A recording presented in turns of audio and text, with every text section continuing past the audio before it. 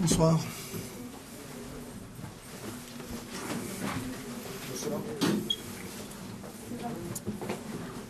Alors, face à Nice en Coupe de la Ligue, on avait parlé d'une victoire déclic. Est-ce que ce soir on peut parler d'une victoire référence? Oui, davantage, parce qu'effectivement, ce match de Nice nous a mis sur une bonne trajectoire. Et on a su, dans une progression de match à Monaco et ce soir, s'étalonner un petit peu et de voir notre progression, même si on a souffert en deuxième mi-temps. La première mi-temps exemplaire? Oui, écoutez, on profite effectivement un peu entre guillemets du calendrier et du rythme imposé à des équipes de Champions League qui, ont besoin de faire tourner l'effectif. Et même s'il y a de la qualité individuelle, il n'y a pas toujours le rythme. Et nous, on a fait un gros match effectivement pour rivaliser avec Bordeaux. Et on a vu quand même en deuxième mi-temps qu'on a souffert parce qu'il fallait tenir physiquement et qu'à ce moment-là, on s'est mis sous la menace des Girondins. L'entame a été bonne. Oui, on est bien rentré dans le match. On avait justement envie de les bousculer pour pas les laisser s'installer et parce qu'ils ont vraiment une qualité de jeu collective quand même qui est très appréciable dès qu'on leur laisse un peu de liberté de manœuvre. Et donc l'objet c'était d'être suffisamment pressant pour pouvoir gagner des ballons et pratiquer notre jeu. Et les premiers à les faire chuter, ça compte? Anecdotique, tout le monde, oui, c'était un challenge pour beaucoup d'équipes de le faire. Ça tombe sur nous, je vous dis encore une fois, on profite justement d'un calendrier. Je crois que c'était le bon moment derrière un match de Champions League pour les prendre. Donc, mais on a vu quand même que c'était serré jusqu'à la fin. Les deux Argentins qui font un festival en début de match, c'est eux qui débloquent pratiquement le tout. Oui, ils ont, à l'image aussi quand même, on a eu un milieu de terrain. J'ai trouvé Matuidi et Gelson dans le milieu de terrain, ils ont été énormes. Parce qu'il y a une mobilité dans la construction du jeu de Bordeaux. Ils ont colmaté beaucoup la position des latéraux qui rend notre milieu de terrain moins compact. Donc ça a été compensé par une grosse activité de Matuidi et Gelson. Et donc après, ils ont pu justement gagner des ballons et alimenter nos attaquants, Ilan qui a fait une bonne rentrée, Gelson et Augusto qui sont, comme je le disais dans la présentation, de formidables lutteurs parce que justement, ils lâchent rien et c'est précieux pour l'équipe. La saison est vraiment lancée cette fois-ci pour les Verts? Oui, on peut considérer ça. Donc c'est un peu dommage même qu'arrive cette trêve internationale. Maintenant, on va pouvoir se ressourcer, digérer un petit peu. Mais j'espère effectivement qu'on a lancé notre saison. Mais on va voir comment on digère cette trêve internationale pour pouvoir continuer notre progression.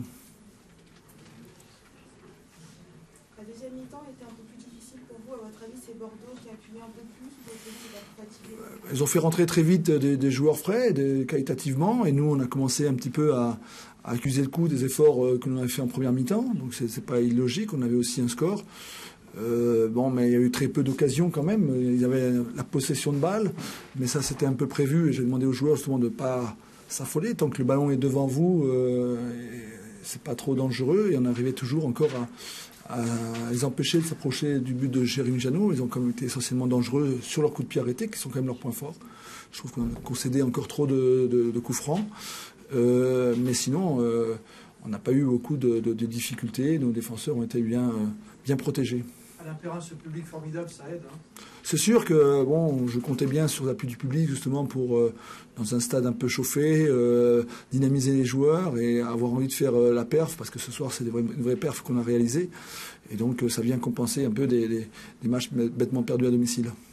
Est-ce que tout le mois d'août est oublié avec cette victoire? Non, comptablement, non.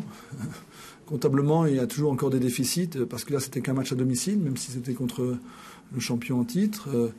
On a toujours un déficit de points sur les matchs à domicile, donc on va encore ramer pendant 2 mois pour pouvoir revenir à niveau. Mais psychologiquement, moralement, c'est... Bien sûr que ça permet, contrairement à la saison dernière, d'encaisser des buts en fin de match. Ça fait 2 fois consécutivement qu'on arrive à prendre les 3 points pratiquement en toute fin de match. Donc ça aussi, c'est très bon pour le moral, pour la solidarité d'équipe et pour justement continuer à asseoir notre jeu.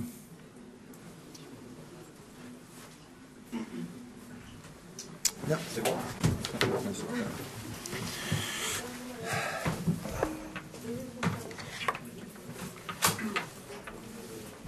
Allez-y, monsieur. Laurent, quel est le sentiment qui domine chez vous ce soir? Écoutez, quand on perd un match, on n'est jamais content, on n'est jamais heureux. Donc, je pense que ce soir, on est déçu. Je crois qu'on peut être déçu du résultat. on est surtout déçus de notre prestation en première mi-temps. Je crois que Saint-Etienne a mérité de gagner, notamment aux yeux de la première mi-temps, où ils ont été supérieurs à Bordeaux, même si je ne suis pas sûr qu'ils ont eu plus de possession de balles que Bordeaux, mais ils ont été plus efficaces. Mais je pense que Bordeaux leur a facilité la tâche. Maintenant, sur l'ensemble du match, je pense qu'ils méritent leur victoire. Voilà. Pourtant, vous avez fait rentrer l'artillerie de devant en deuxième mi-temps. Oui, deuxième mi-temps, ça a été beaucoup mieux. Je crois que mon équipe a joué. Ce que j'ai reproché à mon équipe à la mi-temps, c'est que bon, on ne peut pas se permettre de faire un match et ne jouer que 45 minutes. Ici à Saint-Etienne, c'est quand même dur. C'est une bonne équipe. Je crois qu'ils ont fait le match qu'il fallait. Je crois que Bordeaux aurait dû augmenter un petit peu son niveau de jeu, surtout en première mi-temps, car je pense que si on était arrivé à 0-0 à la mi-temps, on aurait gagné ce match-là. Vous êtes attaché à ces 22 matchs qui s'arrêtent hein? Non. Enfin non, je savais bien qu'un jour on allait perdre. On a perdu à Saint-Etienne. Je pense, comme j'ai dit aux joueurs, que Saint-Etienne méritait sa victoire. Donc voilà, ce qu'on est déçu, c'est que bon, on a joué que 45 minutes, quoi. Donc voilà. IFA a pesé beaucoup ou pas? IFA, Rennes, etc., etc. Je crois, mais on ne va pas se cacher derrière ça. Je crois que bon, Saint-Etienne, je le dis, je le répète, a joué avec beaucoup plus d'envie, avec certainement beaucoup plus de fraîcheur physique que nous. Je pense qu'il fallait être plus présent en première mi-temps, notamment défensivement, pour arriver à la mi-temps à 0-0, en sachant très bien qu'on avait des gens sur le banc de touche qui allaient nous amener un petit peu de fraîcheur en deuxième mi-temps. Le seul problème, c'est que vous arrivez à la mi-temps 2-0, et là, pratiquement, le match est plié, même si je pensais que si on revenait un petit peu plus tôt à 2-1, je pense qu'on aurait pu encore faire un résultat.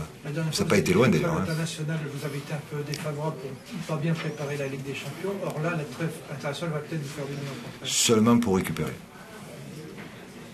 Et bon, quand vous récupérez, vous ne travaillez pas. Mais là, je crois que bon, physiquement, on est vraiment émoussé et je pense que certains joueurs, ça va leur faire du bien, mais vous savez que la trêve ne va pas profiter à tous les joueurs puisqu'il y a des internationaux dans notre groupe et qu'eux aussi ont des matchs importants pour se qualifier à la Coupe du Monde. Mais ça c'est le lot de tous les clubs. Hein. Je crois que bon, c'est comme ça. Je crois que bon, on va se reposer tout en essayant de bien travailler et d'améliorer certaines choses, puisque bon, il y a encore des choses à améliorer. Est-ce que c'est un match où vous avez tiré des enseignements malgré tout sur la prestation de certains joueurs qui, comme toujours, pas plus ce match-là que d'autres. Le seul problème, c'est que bon, sur cette composition d'équipe, il y avait quelques nouveaux joueurs ou quelques joueurs qui n'avaient pas eu beaucoup de temps de jeu depuis le début du championnat. Bon voilà, on est certain qu'ils ont le potentiel pour jouer, encore faut-il le démontrer sur le terrain. Est-ce que vous tenez à faire la course en tête, enfin, c'est plus entre vos mains maintenant, mais est-ce que ça vous ennuierait de perdre la tête ce soir? Je sais pas, si Lyon gagne, ils mériteront d'être en tête du championnat, hein, qu'est-ce que vous voulez que je vous dise? Ils auront plus de points que Bordeaux, donc s'ils ont plus de points de Bordeaux, et s'ils sont premiers, tant mieux pour eux et bravo à eux. Le problème en défense, c'est pas inquiétant sur la première mi-temps? C'est vrai que défensivement, on a laissé un petit peu trop de... Mais bon, si vous analysez bien le match, je peux vous dire que bon, Saint-Etienne se retrouve 2-0. Je pense qu'ils ont profité de la largesse un petit peu de notre défense. Mais bon, après, en deuxième mi-temps, alors ils ont reculé un petit peu parce qu'ils menaient 2-0. Mais je pense qu'on avait encore les moyens, en deuxième mi-temps, de revenir au score. On ne l'a pas fait parce que je pense que notre animation sur les côtés ce soir a été très minime. Mais bon, voilà, je crois que bon, on avait joué avec certains joueurs sur les côtés, on ne peut pas les envoyer tous les 3 jours parce qu'à un moment donné, vous risquez aussi la blessure. Et puis il faut que tout le monde joue, puisque quand vous tenez un discours où vous dites que vous avez besoin de tout le monde, si vous n'utilisez pas tout le monde au bout du 3e match, votre discours est faux. Et ça, j'ai horreur de ça. Voilà, messieurs. Bonsoir tout le monde. Jérémy, j'imagine totale satisfaction. On est très heureux ce soir d'avoir fait tomber le champion, qui restait sur une série fantastique. Donc je pense que tout d'abord, il faut le rendre hommage parce qu'ils étaient sur une dynamique exceptionnelle. Ils avaient été plusieurs fois en difficulté, ils avaient toujours remonté au score. Ils n'ont rien lâché jusqu'à la dernière minute, mais bon, le dernier but exceptionnel de Dimitri Payet est une véritable délivrance. On ne pouvait pas être noir tout le temps depuis le début de saison. Pour une fois que ça nous sourit, ça nous a souri les 2 derniers matchs. On a un peu laissé la possession à Bordeaux en deuxième mi-temps. parce qu'avec l'espérance qu'ils se découvrent, mais bon, ils ont fait rentrer des joueurs de qualité, Chamakh, Kavenaghi, Wendell, qui nous ont mis en difficulté. Et pour une fois, ces fins de match nous sourient. L'année dernière, c'était le contraire, un peu en début de saison aussi. Maintenant, on dit un peu les mouches ont changé d'âne. J'espère que c'est pour longtemps. La clé, c'est C'est vrai, parce qu'il y a eu plusieurs rushs bordelais. Ils ont eu beaucoup de coups de pied arrêtés. Avant, on a concédé beaucoup de coups de pied arrêtés à Bordeaux. On a concédé beaucoup de coups de pied arrêtés ce soir. Et on montre une solidité sur ces phases-là, je dirais un peu nouvelle. La clé, c'est comme était ce début de match très très bon. C'est vrai, quand vous mettez quasiment 2 buts sur vos 2 premières occasions, ça vous libère. Même si on savait que Bordeaux suffisait d'un but pour qu'ils reviennent dans la partie. Je me souviens d'un match où ils étaient menés 3-0 l'année dernière à Bordeaux, ils ont gagné 4-3. Depuis ce match qui leur avait servi un peu de déclic, ils ont un peu un rouleau compresseur. Fernando au milieu, c'est quand même très très costaud, mais on a bien résisté, on était bien en place, on avait bien prévu notre coup tactiquement toute la semaine. C'est intéressant, puis vivre des soirées comme ça dans un chaudron exceptionnellement... Enfin, dans un chaudron exceptionnel comme ce soir, c'est fantastique. Ouais, vous étiez 12 ce soir, c'était voilà, exactement. formidable. Face à Nice en Coupe de la Ligue, on avait dit que c'était une victoire déclic en début de saison. Là, est-ce que c'est plus une victoire référence peut-être pour la suite? Voilà, c'était une belle victoire contre Nice qui était sur une spirale négative. Ce soir, c'est face certainement à la meilleure équipe du championnat actuellement. Donc cette victoire est très significative, même si ils avaient des absences, mais nous aussi. Par rapport à Monaco, on a perdu Sanogo, Perrin et Varro, qui étaient dans une excellente dynamique tous les 3. Maintenant, ceux qui ont remplacé ce soir, quand vous avez Ilan, le petit Andreu qui se met au diapason comme ça, c'est toujours très intéressant pour nous. Vous avez été surpris que Bordeaux fasse autant de changements? C'est un peu aussi la force des choses. Quand une équipe dispute plusieurs compétitions, ils sortaient d'un match de Champions League, ils avaient eu un gros match face à Rennes. Le 3e match, on est toujours à la recherche de fraîcheur et c'est pour ça. Mais bon, ils ont tellement un effectif de qualité. Quand vous voyez rentrer Bellion, Chamakh, Kavenaghi, Wendell, Fernando, on peut dire que c'est pas non plus... ce sont vraiment ils seraient titulaires dans les 19 autres équipes. Hein. Mais des fois, ils le sont à Bordeaux. Donc, ils ont quand même un effectif pléthorique. Est-ce que la saison d'hiver est vraiment lancée cette fois-ci? Ouh là là, on va pas s'enflammer. On sort de... Il y a 15 jours, il y a une semaine, on s'est fait reprendre dans les dernières minutes contre Auxerre. Donc faut pas s'enflammer, mais bon, il y a quand même du mieux dans le jeu, il y a quand même du mieux dans les phases offensives et défensives.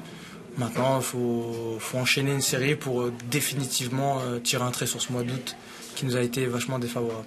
Et presque oublié ce mois d'août Non, on l'oubliera en début de saison prochaine. J'espère qu'il nous servira de leçon. Il y avait du sang argentin ce soir qui était efficace. Hein. Ouais, c'est vrai que Bergisio et Augusto collent vraiment à l'identité stéphanoise. C'est des joueurs qui vont être, si ce n'est pas déjà, ils vont être des idoles ici, j'en suis persuadé. Et à la fin, vous avez vu voler littéralement dans le but, voilà, sorti au point. J'ai pris un risque parce que je savais que Wendell allait le mettre dans le paquet, dans la zone à peu près de Chamakh. Donc j'ai un peu anticipé. Et c'est aussi des détails qui, peut-être face à Boulogne ou en début de saison contre Nice, je me serais fait devancer ou on n'aurait pas eu la réussite. Là, on a la réussite un peu avec nous et quand on prend des décisions, souvent ce sont les bonnes, alors qu'en début de saison, qu'on anticipait ou qu'on voulait faire quelque chose, c'était tout le temps notre défaveur. Voilà. Merci.